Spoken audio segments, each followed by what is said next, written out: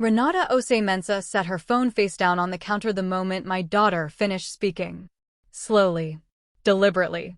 The way someone sets something down when their hands need something to do. She laughed, a real one, bright and practiced, then stopped when the office manager didn't join her. The receptionist didn't join her either. Nobody in that waiting room joined her. And in the silence that followed, I watched Renata understand, for the first time in 8 months, that she had made a catastrophic miscalculation. My daughter was sitting between us in a mint green vinyl chair, legs swinging, completely unaware that she had just detonated something that would take the next 6 months to fully detonate. She had simply answered a question. She is 9. That is what 9-year-olds do. But I'm getting ahead of myself. Let me tell you how we got here. Before I go back to where this started, subscribe so you don't miss what happens when the police walk through that door. And if you want to know how this ends before everyone else, channel members are already ahead of you. They heard the full version early and uncut, and they're already on the next story. The join button is right next to subscribe, below the video.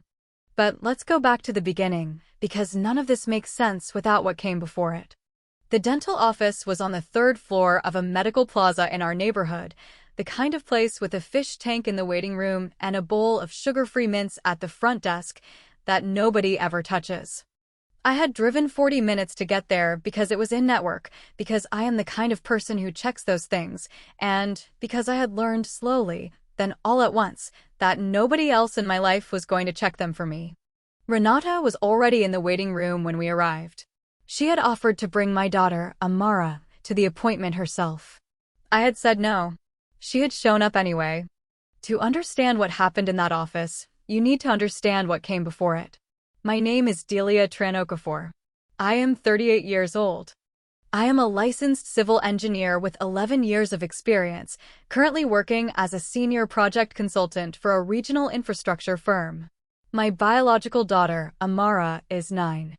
Her father, my ex-husband, Kofi Okafor, and I divorced 4 years ago. The divorce was civil. We share custody on a structured schedule. Kofi and I have a functional, if not warm, co-parenting relationship. None of this is the problem. The problem is that Kofi remarried 14 months ago. His new wife is Renata Osemensa, now Renata Okafor, a woman I had met twice before their wedding and had formed no strong opinion about either way. She has no biological children.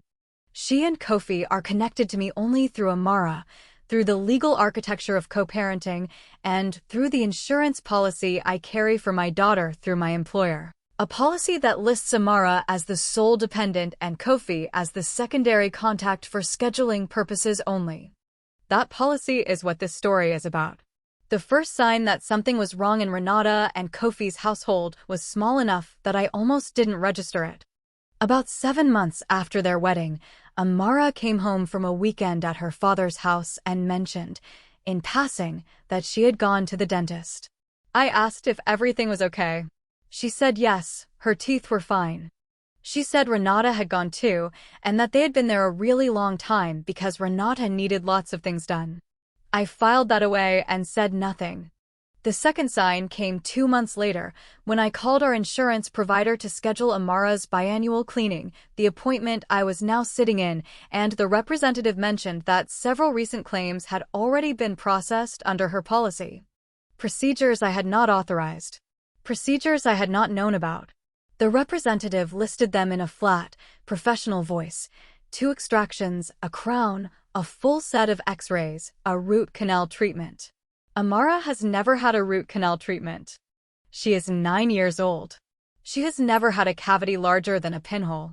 I thanked the representative. I asked her to hold the line. I walked to my home office, closed the door, and sat down. Then I did not call Kofi. I did not call Renata. I did not call a lawyer, not yet. I called the insurance company's fraud reporting line and asked them what documentation I would need to begin a formal inquiry. I wrote down everything they told me on a legal pad in my clearest handwriting. I filed that legal pad in the locked drawer of my desk where I keep Amara's birth certificate and her original social security card. I had 14 of these moments now. I started counting from that one. The dynamic in Renata's household ran on a specific kind of logic that I recognized from the outside, the way you recognize the grammar of a language you were never taught but have heard your whole life. Renata had decided, somewhere in the first weeks of her marriage to Kofi, that she was the adult in the room. Not just in her own home, in the entire extended situation. In her accounting, I was a first wife, manageable, peripheral, probably a little sad. She did not say this directly. She said it in the architecture of her behavior. She rescheduled Amara's pickups without telling me, then apologized with the warmth of someone who found the apology unnecessary. She referred to my apartment twice as Amara's other place, with a particular inflection on other. She offered me, on one occasion, the name of a financial planner she trusted, unprompted, in the middle of a conversation about Amara's school schedule. Her voice had a quality I can only describe as administrative. She spoke to me the way a very organized person speaks to a mildly disorganized one, patiently, with the low-grade performance of someone who has accepted a burden they did not ask for but are handling admirably. Kofi, to his moderate credit, did not encourage this. He also did not stop it. He existed in that specific marital neutrality where a man decides that the peace of his household is more important than the accuracy of his household self-image. I had been married to him for 6 years. I understood the mechanism. The 3 incidents I will tell you about happened over the course of approximately 4 months. They escalated in the specific way that things escalate when one person believes they are untouchable and the other person is letting them believe it on purpose. The first, Renata called me on a Thursday evening, ostensibly to discuss Amara's upcoming school enrollment paperwork. Somewhere in the middle of the conversation, she mentioned that she had been having significant dental work done. She said it casually, the way someone mentions a haircut. Then she said, "It's such a relief that Amara has such good coverage through your plan. Kofi's work insurance is basically useless for dental." She laughed. I said nothing. That night, I pulled up the insurance portal and began screenshots of every claim filed in the past 12 months. I printed them at the office the next morning and added them to the locked drawer. The second, Amara came home from a weekend visit and handed me a form, a dental consent form, already signed. Signed with my name. The handwriting was not mine. The signature was not mine. It was close. It was practiced. It was not mine. I photographed the form from 4 angles, sealed it in a plastic document sleeve, and placed it with the other materials. I also, that same evening, called my employer's HR department and asked to speak with someone about insurance policy security. I framed it as a general inquiry. I left the call with the name of the insurance company's dedicated fraud investigation unit and the direct extension for a senior investigator named Marcus. I will call him by a different name here, a man named Tarek Holloway. Tarek Holloway would become important later. The third incident was the one that moved everything from preparation into motion. Renata called me again, this time about Amara's next dental appointment, the one that was now 2 weeks away. She offered to take Amara herself. She said it would be easier, given my work schedule. She said this with genuine generosity in her voice, the kind of generosity that is actually a form of management. She said, "You work so hard, Delia. You should let people help you." I told her I appreciated the offer. I told her I would handle it. I did not tell her that I had already notified Tarek Holloway that the appointment was scheduled, that the dental office had been quietly contacted by the insurance company's fraud unit, and that I had asked a colleague, a woman who practices family law, connected to me through 11 years of professional relationships, to be available by phone that afternoon. Renata showed up to the appointment anyway. I had been counting on that. "You really should let Kofi handle more of these things," she told me in the parking lot before we went inside, her hand moving to the strap of her bag, adjusting it again the way she always did when she was performing confidence she hadn't fully earned. Someone has to be the adult about the logistics. I smiled. I was already 2 steps ahead of where she thought I was. And then we walked inside, and my daughter swung her legs in a mint green chair and answered a question the way 9-year-olds answer questions, completely, literally, without omission, and the office manager pulled up the records. and $11,400 in procedures appeared on the screen under my daughter's name, and I didn't yell. I said, quietly, I'd like copies of everything. I didn't know it yet, but Renata had already made one more decision that morning that she was going to spend a very long time regretting. The dental office manager's name was Priscilla Vance. She had been working in that practice for 19 years, and she had the particular stillness of someone who had seen enough human behavior to recognize, in real time, when a situation had moved from administrative to criminal. She printed the records herself. She placed them in a manila folder. She handed them to me without being asked a second time. Renata's hand moved to the strap of her bag. She adjusted it, then adjusted it again. I took the folder and thanked Priscilla Vance. Then I asked if there was a private room where I could make a phone call. There was. What I had been quietly building over the 14 months since Kofi's remarriage was a documentation architecture so thorough that Tarek Holloway, the senior fraud investigator at our insurance carrier, had called it, in our third phone conversation, one of the most organized civilian submissions he had received in 9 years of doing this work. Every claim, every date, every procedure code cross-referenced against Amara's actual dental history, which I had obtained directly from her pediatric dentist, Dr. Yemi Adebayo, who had been treating her since she was 4. Every screenshot from the insurance portal. The forged consent form in its plastic sleeve. 11 documented instances of procedures billed under Amara's policy number that Amara had never received. I kept it private for one reason, and the reason was specific. Tarek had told me, in our second call, that if Renata was alerted before the insurance company completed its internal review, she could dispute the investigation by claiming the procedures had been authorized verbally and that I had simply failed to document the authorization. Thin, possibly unprovable, but enough to slow everything down by months. So I stayed quiet. I let Renata believe the policy was an oversight I hadn't noticed. I let her believe I was the kind of woman who didn't check those things. I am not that woman. The first close call happened on a Saturday afternoon, 6 weeks before the dental appointment, at Kofi's house for Amara's birthday lunch. I had been invited in the spirit of co-parenting harmony. I had accepted in the spirit of gathering context. Renata had decorated the backyard in yellow and white, which are not Amara's favorite colors.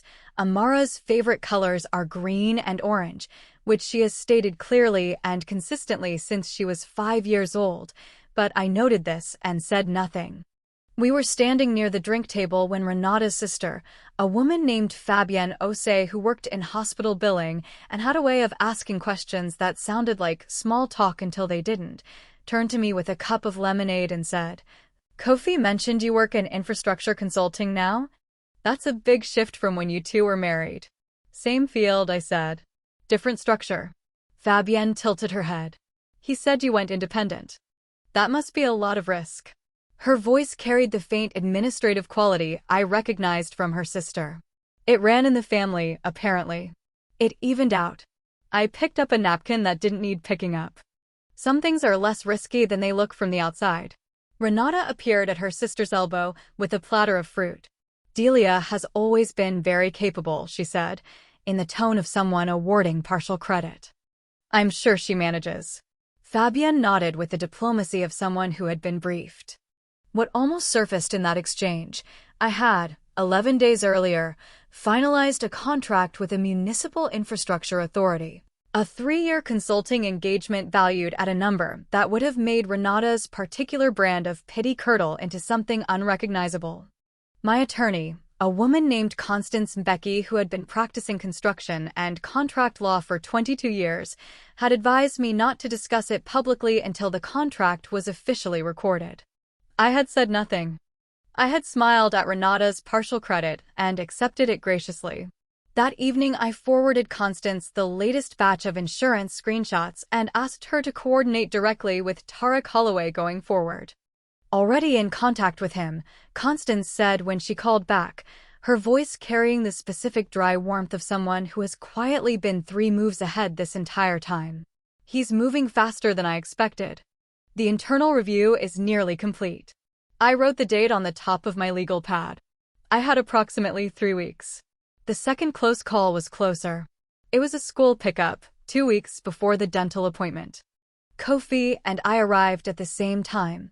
This happened occasionally, and while Amara was gathering her backpack, Kofi asked me, with genuine awkwardness and no particular agenda, whether I had received any paperwork from the insurance company recently. He said it the way someone says something they have been told to ask by someone who didn't want to ask it themselves. I looked at him. He looked somewhere else. Why? I said. He opened his mouth. Closed it. Tried again. Renata mentioned there might be some explanation of benefits forms coming. Something about a billing code correction. She said you might have questions. I held that sentence very carefully in my mind, the way you hold a glass that is already cracked. I haven't received anything unusual, I said. Which was technically true. I had received the explanation of benefits forms months ago and had forwarded every one of them to Tarek Holloway within 24 hours of arrival. Kofi nodded. He looked relieved in the way that people look relieved when they receive an answer they wanted rather than an answer that is accurate. She just wanted to make sure you weren't confused, he said.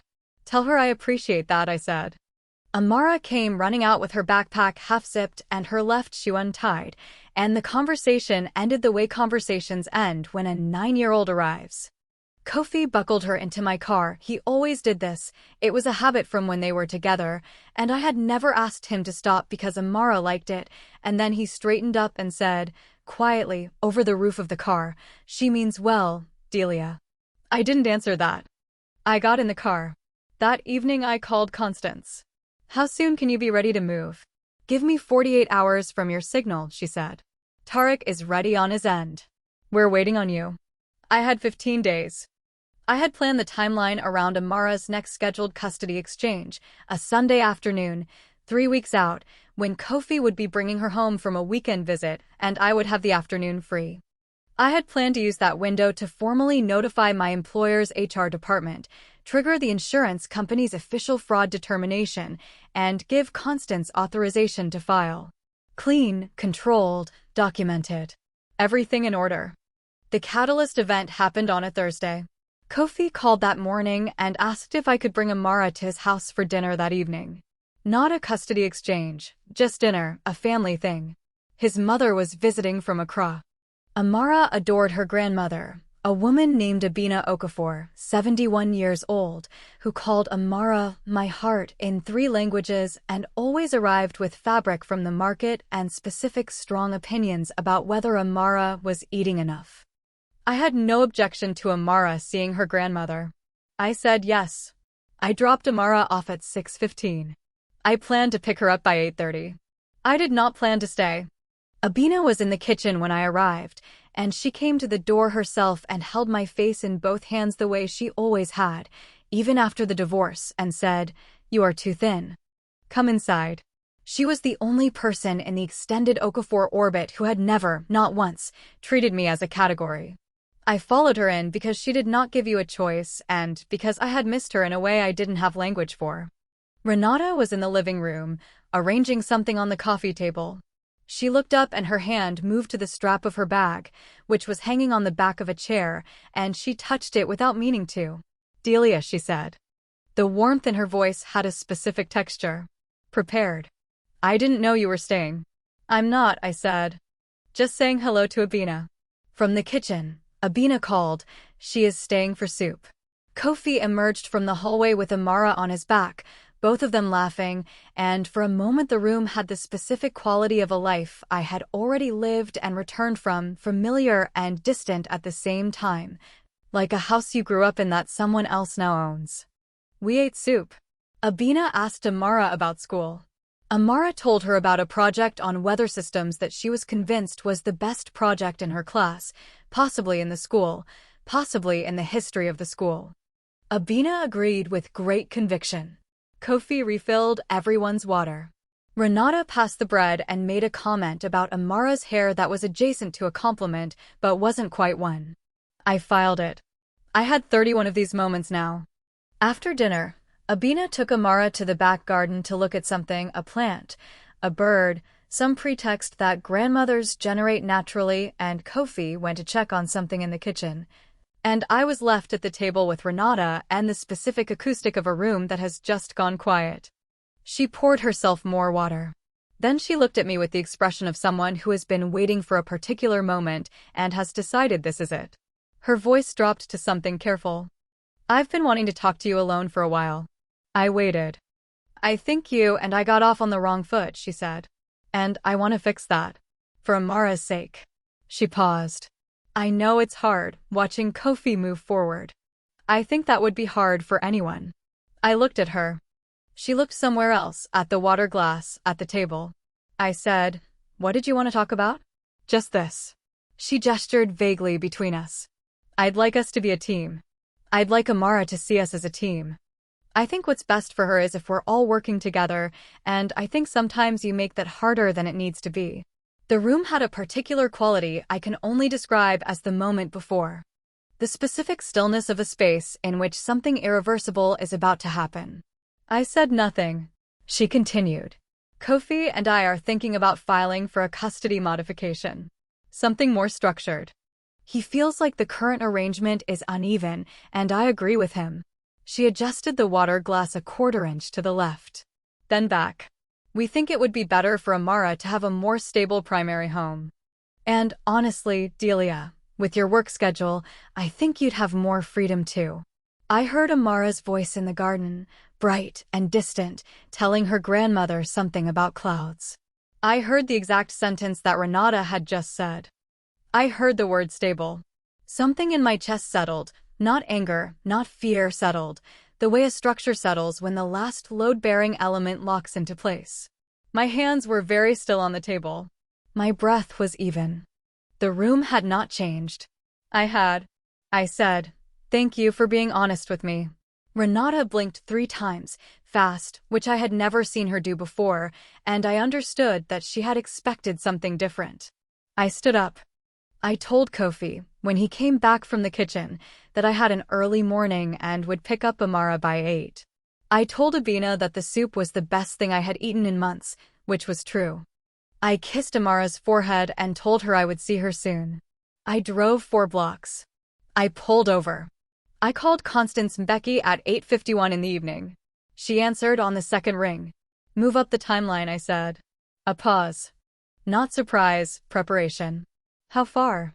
As far as you can. I can have the formal fraud determination triggered by end of business tomorrow, she said. Tarek has been ready for 2 weeks. And Delia, the custody filing. If they move first. They won't, I said. But we move tomorrow. I sat in the car for another 3 minutes. Then I opened my email, navigated to the drafts folder, and found the message I had written to my employer's HR department 8 weeks ago, the formal notification that my daughter's insurance policy had been compromised, naming the claimant, attaching 47 supporting documents, and requesting that the policy be flagged and the case escalated to the carrier's fraud unit for final determination. I had written it once. I had read it back 12 times. I had left it in drafts because the timing had to be exact. I sent it at 9:03 in the evening. The read receipt arrived 31 seconds later. Kofi called twice before I reached home. I let both calls go to voicemail. Everything I needed to say, I would say once, in a room where every word would be on record.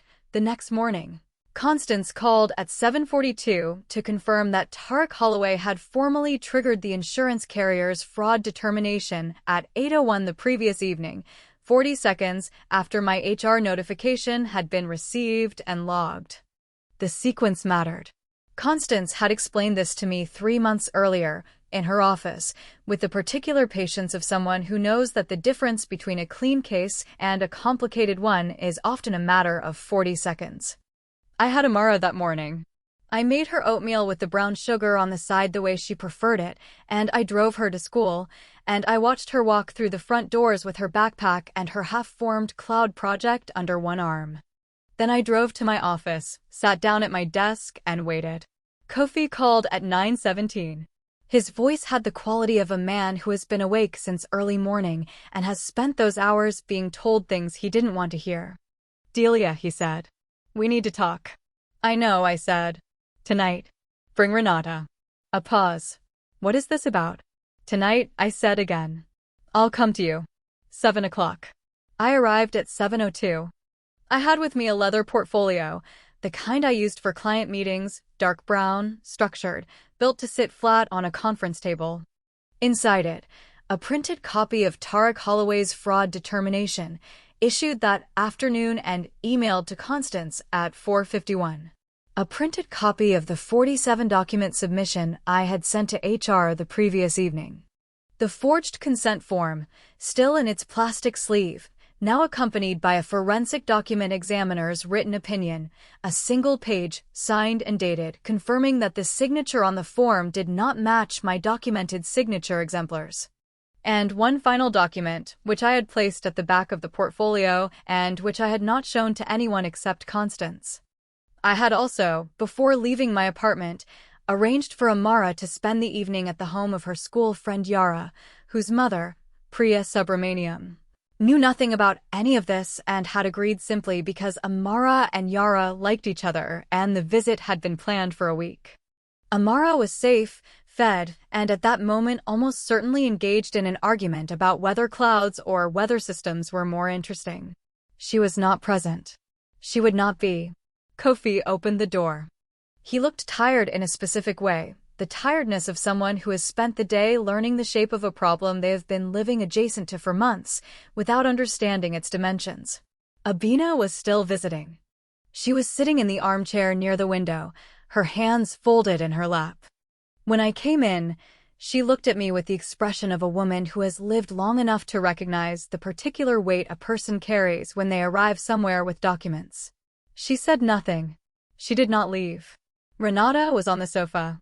She had changed since this morning. She was dressed more carefully than the situation required, which I recognized as preparation of a kind, the way someone dresses for a meeting they expect to win. Her bag was on the cushion beside her. Her hand rested on the strap.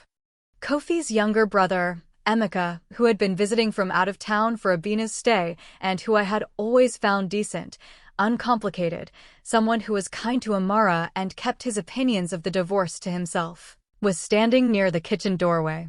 He looked at the portfolio in my hands and then at his brother, and something shifted in his expression that I could not fully interpret.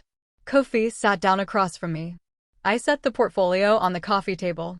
"Thank you for making time," I said. Renata's voice was composed and preemptive. "Delia, if this is about the custody conversation..." "It isn't," I said. She stopped. I opened the portfolio. "In the past 8 months," I said, $11,400 in dental procedures have been billed to Amara's insurance policy. Procedures she did not receive.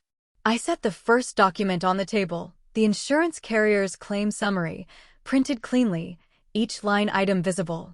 The insurance carrier completed its formal fraud determination this afternoon. I have a copy here. I placed Tarek Holloway's determination on top of the claim summary. Renata looked at it. A pause, 2 seconds too long. Then she looked at Kofi. Kofi looked at the document. His jaw moved once and then went still. Emeka, from the kitchen doorway, straightened very slightly, the way a person does when they understand that the thing happening in the room is not the thing they expected. Renata's voice came out measured and prepared, which told me she had rehearsed this. Insurance billing codes get mixed up all the time. I've heard of this happening. A provider enters the wrong policy number. It's a clerical error. I'm sure if we call the office. The procedures were billed by the same dental practice over 8 separate appointments, I said. Each one was pre-authorized using Amara's policy number, her date of birth, and her social security number. The practice has Amara's correct date of birth on file. The authorizations did not come from me. I looked at her. They came from you. The color started leaving her face. Not all at once, from the edges first, the way watercolor drains from wet paper. Her hand tightened on the bag strap beside her. Kofi's voice came out carefully, the way someone speaks when they are choosing each word with the specific intention of not understanding something yet. "Renata, did you use Amara's card for your own appointments?" She laughed once. The sound had no warmth in it. "That is not what happened." "Then tell me what happened," he said. She turned back to me. "I don't know what you think you have, but a fraud determination from an insurance company is not the same thing as. You're right, I said. I took out the second document. Which is why I also have this. The forged consent form, in its plastic sleeve, landed on top of the fraud determination. Renata's hand stopped mid-gesture.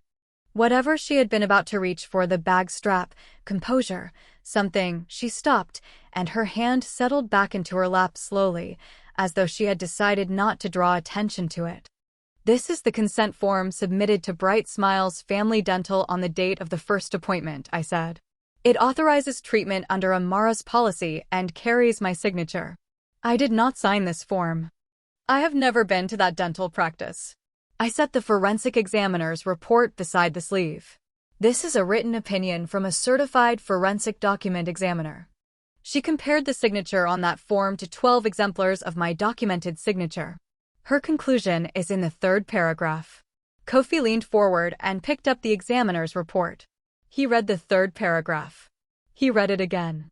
He set it down on the table, and his hand remained flat on it for a moment.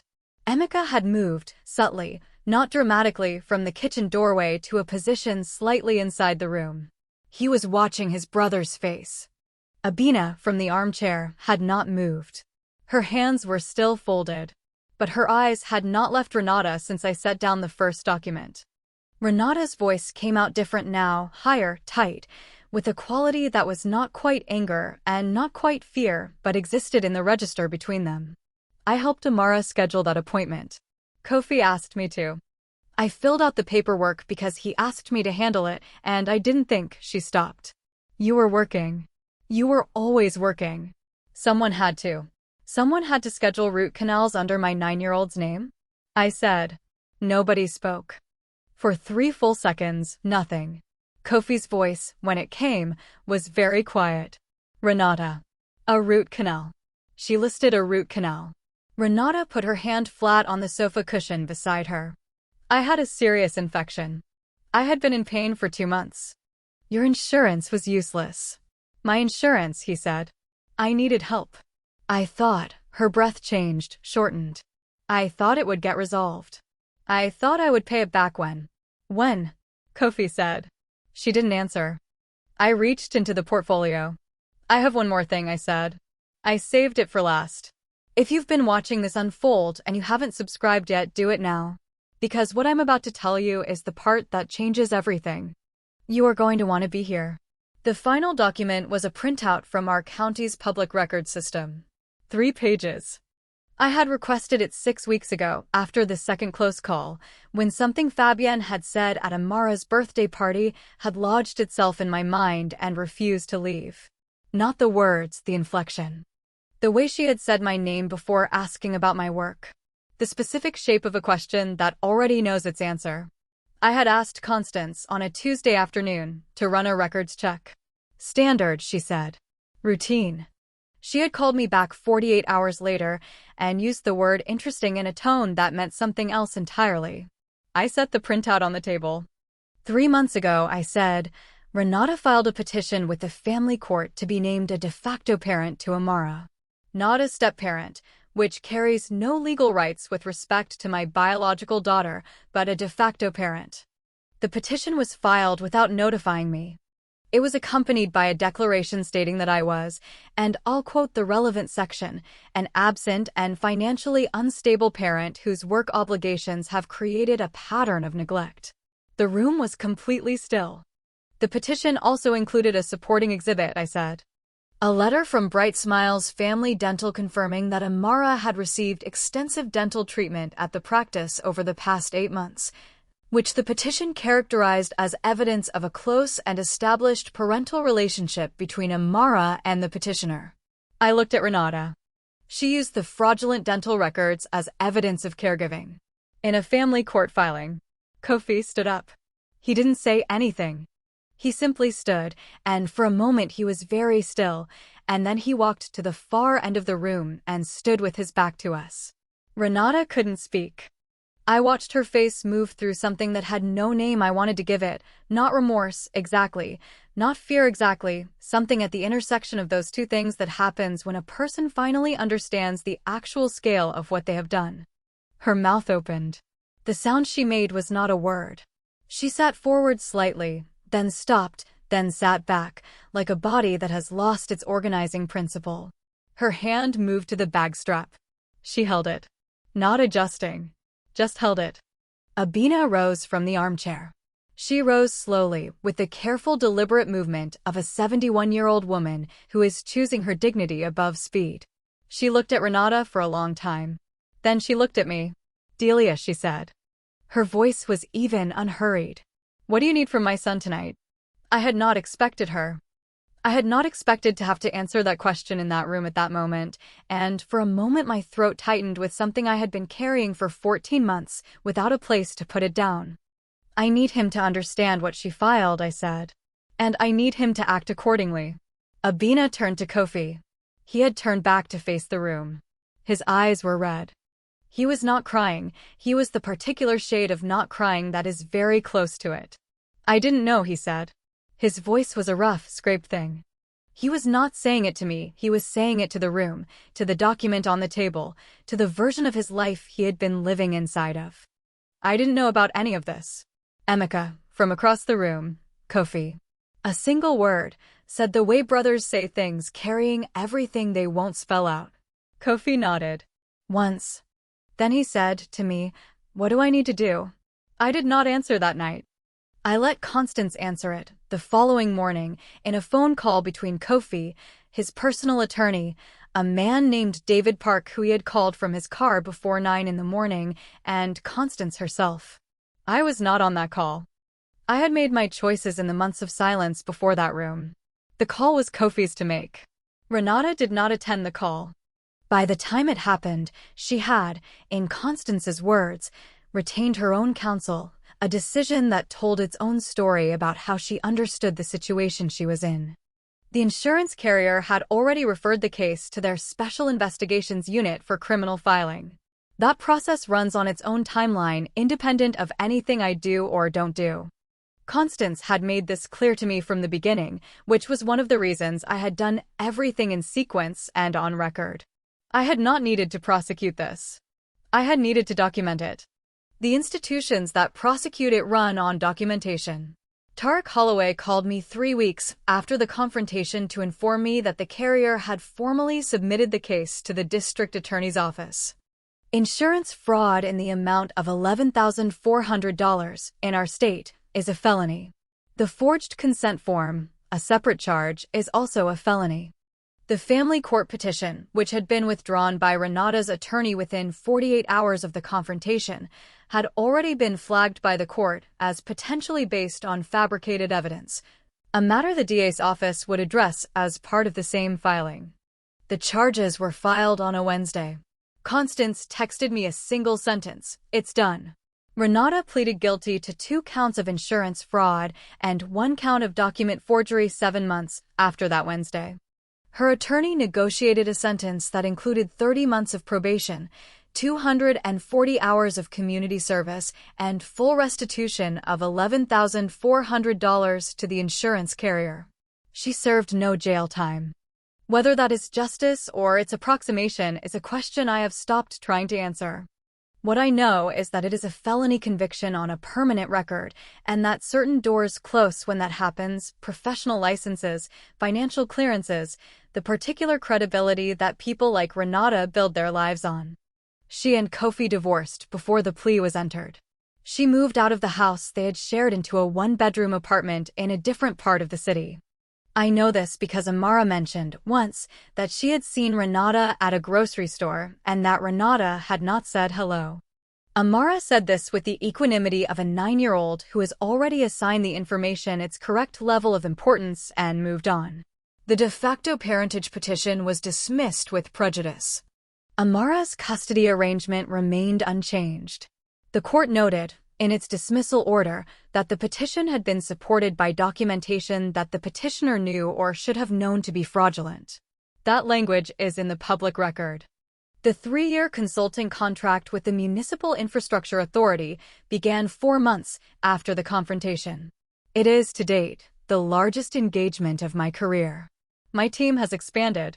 I work from an office that has a window that faces east, which means I have good light in the mornings when I arrive early, which I still do, because that is the kind of person I am, and that does not change regardless of what else changes. Kofi and I have rebuilt something that I will not call friendship because it is not quite that, but it is functional and honest and occasionally warm, which is more than I had expected and probably more than I deserve to hope for. He calls when there is something to discuss about Amara. He shows up on time. He does not bring me problems he should solve himself anymore, which is a form of respect that matters more to me than most things he could say. Amara finished her weather systems project. She received the highest mark in her class. She told me about it at dinner the night she got it back, and I listened to every word, and she talked for 45 minutes, and at the end she said, "Do you think I could be a scientist?" I said I thought she could be whatever required her to be the most herself. She considered this for a moment. Then she said, "Probably a scientist then," and went to brush her teeth. That is where I am. Not triumphant. Not angry. Not particularly changed in the ways that make for a satisfying final sentence. I still drive the same 40 minutes to the in-network dentist. I still check those things. I will always check those things. What I no longer do is carry the weight of someone else's contempt for me as though it were information about my value. I set that down in a room on a Thursday evening, between a fraud determination and a forged consent form and a family court petition that never should have existed. I set it down and I drove home, and I picked up my daughter the next morning, and I made oatmeal with the brown sugar on the side. That was enough. That was exactly enough. So, did I wait too long, or did I move at exactly the right moment? Tell me what you think in the comments. And if this story stayed with you, subscribe. There are more where this came from. If you want them early and uncut, before anyone else sees them, the join button is right next to subscribe below this video. My members are already on the next one. I'll see you there.